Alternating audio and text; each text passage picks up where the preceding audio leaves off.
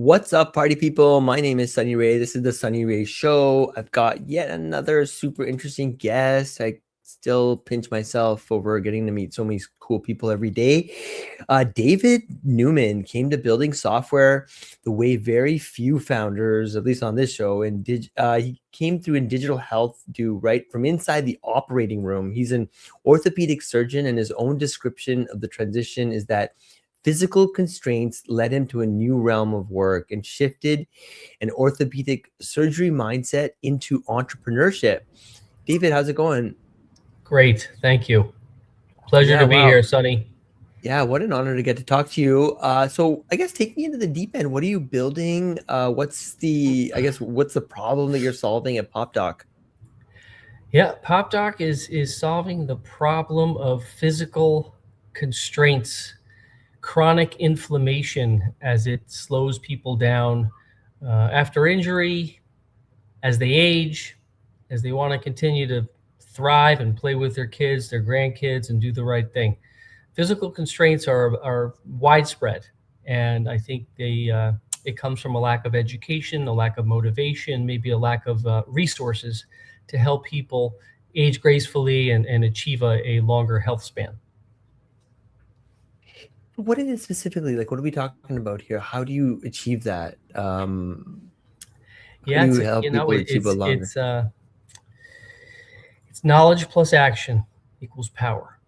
So you have the knowledge and the know-how to treat your body well, whether it's after injury or after just becoming a little older and maybe having a suboptimal lifestyle, that you do things every day to keep your system, your physical system. I like to include the neurological aspect of your musculoskeletal system. So musculoskeletal basically means muscles, bones, and joints of your body. And the neurological aspects is up here in your brain, those wires that run to and from your brain to help you grab a cup of coffee or throw a ball really fast, or even balance yourself as you're walking down the stairs. So that's all neurological aspect of your physical self. So can we do things to help optimize this even as you age? And I believe it's yes, resoundingly yes. And I think PopDoc takes a different approach. So we're not looking at just one area of the body, but we are stringing together the entire body from head to toe, or to head to fingertips. Interesting. So, by the way, is it Dr. Neuman? Would you prefer that Sure. over David? No, David's good. David's good. I've been out of the operating room for a while. I think it kind of lowers the bar a little bit. It makes people more comfortable. Call me David if you feel comfortable with that, Sonny. That's perfectly fine. Sure. So, David, you spent a career in orthopedic surgery. What did you keep seeing arrive in your operating room too late? Yeah, so I did a lot of surgery for about 15 years or so. And time again, it was a little bit of a lack of knowledge and a lack of motivation, but a lot of it was just chronic inflammation that was getting in the way of the normal joint function or the normal joint architecture. So I think it was just a lot of that. It was like, all right, we have something irritating our joints, which are usually nice and smooth and stable. And now all of a sudden they're not smooth or not stable. And so that brings people to the operating room, because what comes along with that is this thing called pain. And pain wears many different hats. It can be sharp, stabbing, throbbing, aching, burning. There's many ways to describe pain. But usually people come see me as an orthopedic surgeon and or get into the operating room because of this unrelenting pain within their joint. And the joint to me is the coming together of two or more bones, but it also has a lot of soft tissues around it that could be your meniscal tissues, which are like the washers in your knee, or there's washers in your shoulder, there's washers in your hip, or the tissues that move your body around. Those are your tendons and your muscles. So those things, when they get damaged or they've been overused or they're just getting old, they don't always like to work well. So time and time again, people are in the operating room because these delicate joints have become uneven, irritated, filled with scar tissue, inflamed, torn up. And so that's what I keep seeing. I kept seeing, and still that is ongoing. Yeah, that's fascinating. What was the first moment you thought, the answer was software rather than another operation? Long time ago, I gotta say, it was if I would do tens of the same type of knee surgeries to the same person, I would not get the same exact result. And I was always curious as to why. And there's so many variables what brings outcomes, what helps people get better, get back to enjoying an active lifestyle with minimal pain. And so there's so many variables. Some are within the person and some are external or with that outside the person. It could be the physical therapy that you get, if people even get it, how good it is, how bad it is, how devoted people are to it, how devoted your therapist is to you to help you kind of get better. And so that's a lot of it. The internal motivation of the individuals, a lot of it, some educational, how educated they are, how knowledgeable of their injury and what to do to get better. Those are all really components. And so I felt that having the right homework or having the right tools and resources at your disposal, like right at your phone or your desktop or your laptop, that just helps you succeed easier. As long as the software is engaging, as long as you're engaging with it, as long as it is bringing you what I like to think of as intrinsic motivation. If you do the right exercises and you start feeling well within you or within your joint, you might want to do it again because maybe, hey, that felt good. Let me do that again. Didn't take up too much time. It didn't hurt. It was easy to complete. It was very satisfying.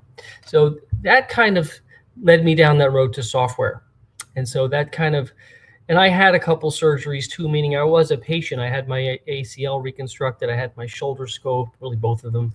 I had my Mm, thumb operated on. So I knew what it meant to recover and how important a daily routine was in order to right. optimize your outcomes. And so I felt software was the answer way back before it was even the answer.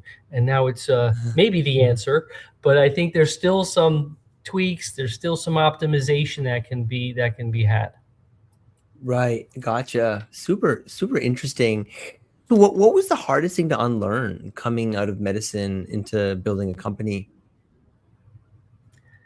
I had to unlearn. Well, so I ran my own practice in Manhattan, in New York City, for 15 years or so, probably even a little longer. And so I was doing everything. I was doing the admin, I was doing the billing, I was doing the collecting, I was doing the operating, I was doing the scheduling, I was maintaining, having my staff to maintain. Stepping into entrepreneurship was a little different. I mean, granted, I ran a successful business, but it was not like an entrepreneurial business. It was like, all right, you're going to be a doctor and you're going to hang up a shingle and you're going to do your work. This is more like, all right, can we bring something more innovative or more, let's say, scalable? And having a big team around me that knew how to help us succeed as a company was the biggest thing I learned. I mean, you can't do it all on your own. You don't know everything. And having the right experts within that field, whether it's software development, whether it's marketing and sales, whether it's, the legal structure of everything, those really helped me kind of hone my skills as an entrepreneur. Interesting. David, and what made you go all in on building this rather than, advising someone else who was?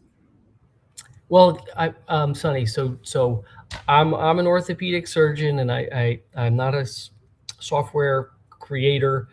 I believe in, so we created a huge database with an expert with a doctorate of physical therapy and a strength and conditioning or exercise scientist to kind of bring our database so it's very robust. But it was certainly not done only by me. So having that team was very helpful, and that was a needed thing. And so I like getting advice from people who have had the courage to go out on their own, to succeed, to fail, to share their experiences with me. It really helped me stay focused and stay optimistic, and just to keep on going down this road, this journey. This it's not a straight path, right? It never is. It's always ups and downs and curves and twists. And so I think my team is on board with me, which is great. I think that I have other people around me that realize the value we bring to the world, and so I'm going to keep on keeping on. You know. Your word is pre-active. What does that actually mean for someone who feels fine today? Well, preactive is an acronym, and so there's a lot of acronyms in the world. Preactive is essentially rice therapy, but in the 2025s or 2020s. So it's not only rice, which is rest, ice, compression, and elevation, but it's being preactive, and it's not really those people who are fine, because the phrase is really joint pain question mark before you're active, be preactive. So preactive is a way to overcome an acute feeling of pain in your muscles, bones, and joints with the knowledge that you have. So so each letter is its own word, which is its own process, and so it goes pretty deep. So the P is for positivity, the R is for rest, the E is for elevation, the A is for anti-inflammatory. So it essentially is a multimodal approach towards overcoming acute pain and to allow you to become active again. So before you're active, be pre-active. So that's kind of where it all came from. And the C is compression. The T is for topicals, which is topical stuff to help kind of like get that joint to kind of get desensitized, or maybe give it some anti-inflammatory or some pain relief aspects. The I is for ice. The V is for voluntary removal of some activities in your life. For instance, if you have carpal tunnel syndrome from using your mouse too much on one hand, then you can voluntarily use the other hand for your mouse to kind of like, so your voluntary behavioral modification. If you have knee pain that's come on after a run, or if you banged it into the couch or something, don't go for a run if your knee hurts, because it's like, okay, let's behave differently and not run today because my knee hurts. So voluntary behavioral modification. The last E is exercise, and I think that's the most powerful one, and that's the most, I guess, versatile one. Meaning exercise, in some people's mind, the word exercise is scary. They don't know what to do. They don't know how to do it. They're afraid to get hurt. They don't know. They need guidance. But other people love exercise. And so exercise to me is like a joint health activity. So it does not have to be too demanding, doesn't have to be too rigorous, doesn't have to go on for too long, doesn't have to make you feel pain. But it is a component to overcome pain. And that's like the biggest problem, that when people who have, I twisted my ankle, now I'm not going to move it. I'm going to put it in a bandage or a boot for 4 weeks and let it heal. That's not the right answer. The right answer is to do some sort of exercise to keep it moving in a controlled fashion so it facilitates healing. And that to me means, all right, let's increase blood flow down in that area to get rid of the dying or the damaged tissue and bring in the new blood that has the healing components, and let's say the new enzymes or the new hormones or the new peptides or amino acids that will help heal it. So the exercise component and the movement is a crucial component of becoming active again. Wow, that's awesome. I love that. That all resonates a lot with my own experience. Hey, I was gonna say, prevention essentially has no obvious pair. How do you build a business on something, whose benefit shows up in 20 years? Yeah, that has been one of my struggles, because nobody likes to pay for prevention, even though it can bring value to companies and to insurance companies. And the only one who doesn't win is Big Pharma. When someone does prevention and you don't break down, Big Pharma suffers. And so they have such a huge lobby here in America that they don't want to suffer. They want to keep doling out their prescriptions. And so, I don't know. It's like prevention is finally getting its spot not in the spotlight, but it's climbing the hill to the spotlight. Okay, so prevention, whether it's a pro sports team that's really saying, hey, my assets are my team, my starting players. Can I prevent injury to keep them on the field longer? Now, I like to treat a lot of injured workers in my field, and so those are the plumbers, electricians, construction workers, some of these blue-collar people that are undervalued in society, and so they are part of a team. They're the industrial athletes, and so they're also a key component to like staying on the team and not being injured. Can you prevent an injury? Let's say you're a desk worker at and you have an important job as a desk worker. Desk duties are bad for you. It's been shown, right? Sitting is the new smoking. Some people have said that. We're like, all right, you can get 13 different cancers if you sit too long. Prolonged sitting is bad for you, for your postural muscles. They fatigue out. Your neck at the computer might be angry with you. Your knees might hurt when they're bent all day. You don't walk, you might gain weight. There's a ton of reasons why sedentary jobs need to have a preventive component, whether it's the ergonomics, which has gotten a pretty good spotlight. Ergonomics, like how you sit at your desk, how you stand on the warehouse floor, how you hit a hammer, how you paint a wall. There's like, how do you do your job? That's ergonomics, right?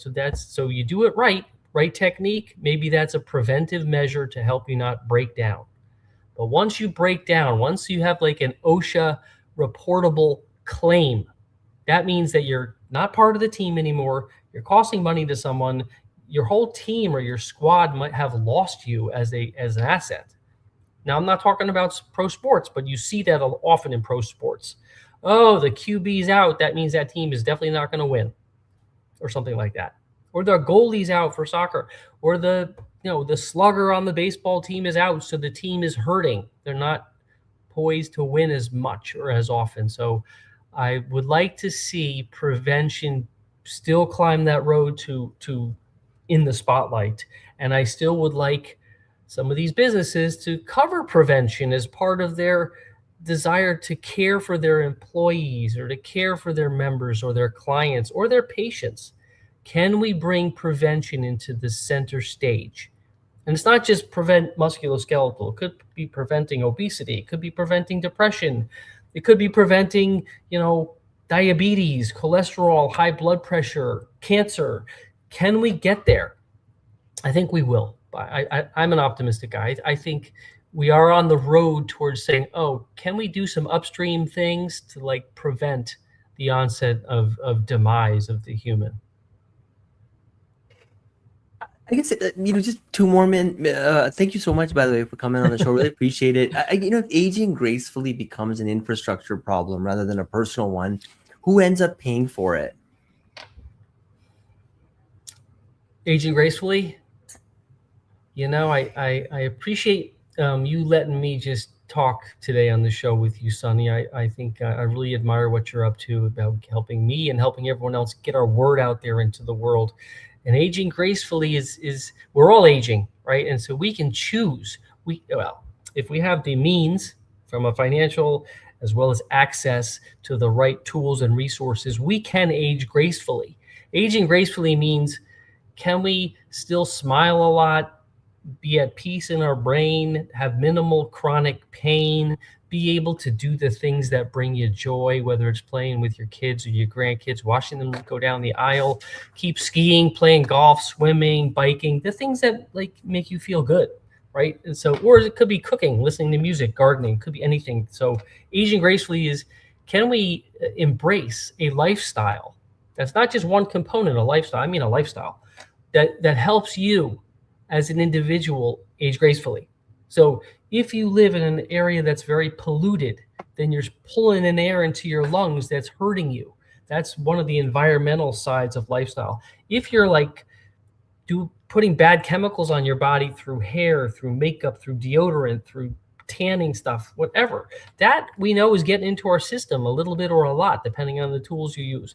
The microplastic argument that's now out there, the poor diet in here in America, and the ultra processing of foods. These are all negative players when it comes to, I want to age gracefully. So that's it. And then your sedentary life, your physical injuries in the past could rear their head. So I've had a few surgeries and I know they're not a cure, but they are a treatment. So I'm going to make the most out of the treatment I got from these really well-trained and technically great surgeons who help put my knee back together or my shoulder back together or my thumb back together. Treatments, not cures. I mean, you're not going to say, hey, I want to get back surgery so I can be 100%. Yeah, that's a very rare thing. So aging gracefully might mean like, all right, maybe I don't want the surgery, or maybe I can overcome pain through mindset, through meditation, through alternate means to overcome that thing called pain, which is not measurable. It comes in many flavors. It hits people differently. So aging gracefully means I have no pain. I'm happy. I got no pain today. How awesome is that? But as I hear you say, if you can resonate with musculoskeletal injuries, you might have been an athlete, you might have had some injury, you might have a creaking, aching knee or shoulder or elbow that rears its head up once in a while. You're like, I Yeah. don't like that. So Yeah. that's where we're going with this. So Cool. aging gracefully to me is a huge umbrella of things, not just 1, 2, or 3. Well, it's beautiful. Sign me up. I'm this is I think more people are waking up to this future, right? One of prevention, one of embracing life for what it truly is, right? Not something like where you just address symptoms and like poke one thing back into its place and three other things come out. And No doubt, I man. don't know. I mean, this is probably another conversation itself, but I think Descartes he might have led us down a wrong path, but maybe not. I mean, I think anyway, I'm going to save this one for another one. David, thank you so much for coming on the show. I love Sonny, your help in the world, you, bro. Thank you. Yeah, stick around for 1 minute. I'm going to bring this stream to an end. We have a whole bunch of people listening live as usual. I really appreciate all of you. And then until next time. Cheers.